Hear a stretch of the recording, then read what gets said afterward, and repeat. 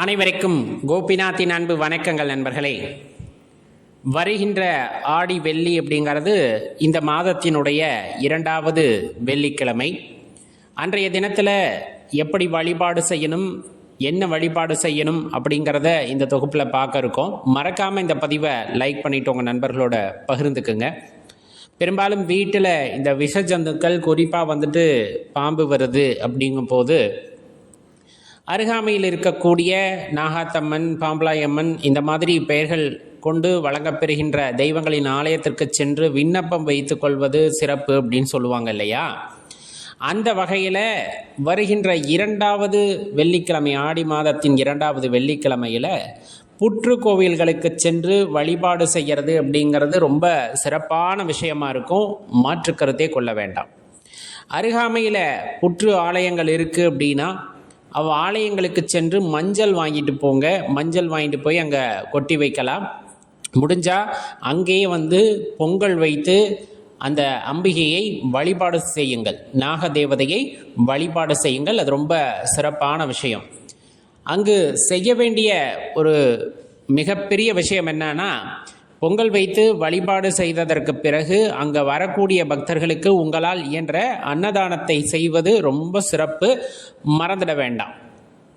இப்போ வீட்டில் எப்படி வழிபாடு செய்யலாம்? ஆலயத்திற்கு போகிறோம், புற்று ஆலயத்திற்கு போகிறோம், வழிபாடு செய்கிறோம். சரி, இப்போ வீட்டில் இருந்து வழிபாடு செய்யணும் அப்படின்னு நினைக்கிறவங்க, இப்போ அந்த கடவுளாருடைய படம் உங்களுக்கு இருக்குது அப்படின்னா அந்த படத்தை வைத்தே நம்ம வழிபாடு செய்யலாம். பொதுவாக வீட்டில் நாகம்மன், பாம்பலாம்மன் இந்த மாதிரி தெய்வங்களுடைய படங்கள் இல்லை அப்படின்னா கருமாரியம்மன் படம் இருக்குது, இல்லை மாரியம்மன் படம் இருந்தாலும் சரிதான், அந்த தெய்வங்களுடைய படங்களை வைத்து பூஜை செய்யலாம்.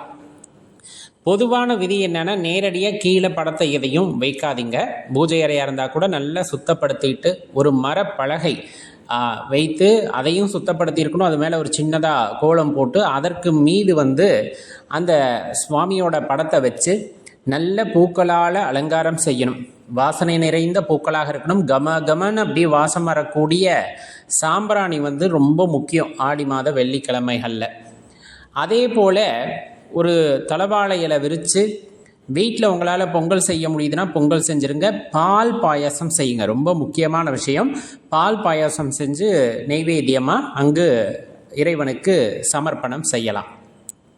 அதுக்கப்புறம் தூப தீபமெல்லாம் தயார் பண்ணி வச்சுக்கிட்டு அம்மனுடைய போற்றி மந்திரங்களை தொடர்ந்து சொல்லுங்கள். அப்போ போற்றி மந்திரங்கள் சொல்லும்போது குங்குமத்தை பக்கத்தில் வச்சுக்கோங்க. ஒரு தாமரை இதழில் நீங்கள் ஒவ்வொரு தடக்க போற்றி சொல்லும் பொழுதும் கொஞ்சம் கொஞ்சமாக அந்த குங்குமத்தை அர்ச்சனை செய்துக்கிட்டே வாங்க. ஒவ்வொரு போற்றி மந்திரத்திற்கும் 108 முறை அந்த மந்திரங்களை சொன்ன பிறகு நீங்கள் அந்த பூஜையை தொடரலாம். எப்படின்னா அடுத்த தூப தீபமெல்லாம் காட்டி குடும்ப சகிதமாக இருந்து அம்பிகையிடம் வேண்டுதல் வைத்து கொள்ளுங்கள்.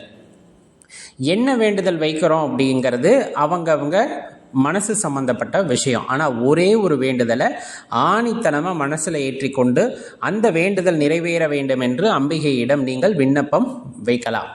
அவ்வாறு வைக்கும் பொழுது கண்டிப்பாக அந்த விண்ணப்பமானது அம்பிகையால் நிறைவேற்றி தரப்படும் அப்படிங்கிறத தெளிவாக மனசில் வச்சுக்கோங்க. இந்த குங்குமார்ச்சனை செய்கிறோம் இல்லையா, அந்த குங்குமத்தை எடுத்து தனியாக வச்சுக்கோங்க. ஏன்னா இப்போ வீட்டுக்கு வரவங்களுக்கெல்லாம் குங்குமம் கொடுப்போம்ல, அவங்களுக்கு இதை கொடுக்க வேண்டாம். இதை நம்மளே வச்சுக்கிட்டு நீங்கள் தனியாக இதை பயன்படுத்திக்கலாம், தவறு கிடையாது. இந்த குங்குமத்திற்கு ஆற்றல் அதிகம். இறை நாமத்தை சொல்லி அர்ச்சனை செய்த குங்குமத்திற்கு ஆற்றல் அதிகம் என்பதை மறந்து விடாதீர்கள். இப்போ இதை நம்ம செஞ்சிடறோம் அப்படிங்கிற பட்சத்தில் தெளிவாக தெரிந்து கொள்ள வேண்டிய விஷயம், பூஜை முடிஞ்சதுக்கப்புறமா அந்த நைவேத்தியத்தை என்ன பண்ணலாம் அப்படின்னா நம்ம வீட்டில் இருக்கவங்க எடுத்து பருகி கொள்ளலாம்.